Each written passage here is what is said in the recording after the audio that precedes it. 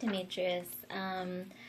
I found your article pretty relevant to what I've also been seeing in the news recently and reading about myself.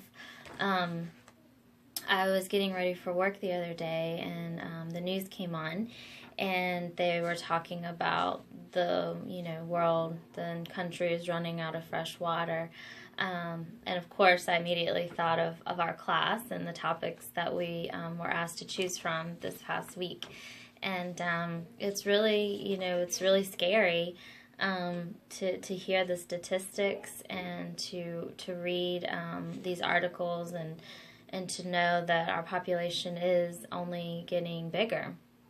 And as that happens, what's going to happen in the future, and it just seems inevitable that eventually we will run out of water, of these 37 aquifers that are already being depleted. Eventually they will be gone, and so that's really very concerning. When I was listening to the news, they were actually talking about this place in Kentucky. It's called Lovely, Kentucky, I think is what they said.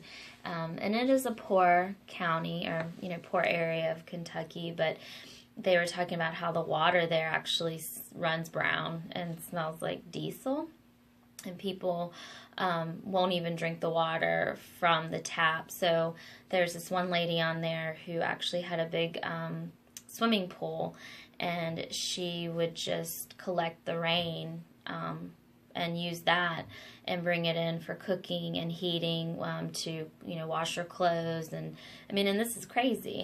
We're in the 21st century, and we've got people that are having water reservoirs in their backyards trying to collect rainwater because the tap water isn't good. So that was really crazy to watch the other day.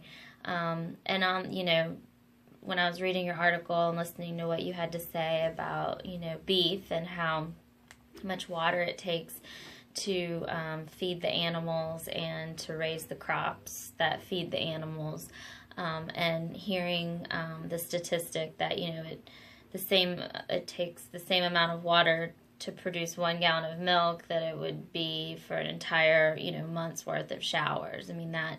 That just sounds insane, especially putting that into perspective when you go to the store and see all the gallons of milk that are sitting there waiting to be bought, and thinking of how much water, went into that. And then, of course, the other statistic, that the average burger requires around 1,800 gallons of water to produce. So it's funny because a lot of these things overlap. I don't know if you remember with my post, but I was talking about plastics and that kind of thing, and we were talking about how much it takes to how we can use less, eat less beef and things like that, and how much pollution actually raising cattle and things like that can actually cause. So anyway, I found your article very relevant and informational, and thank you for sharing.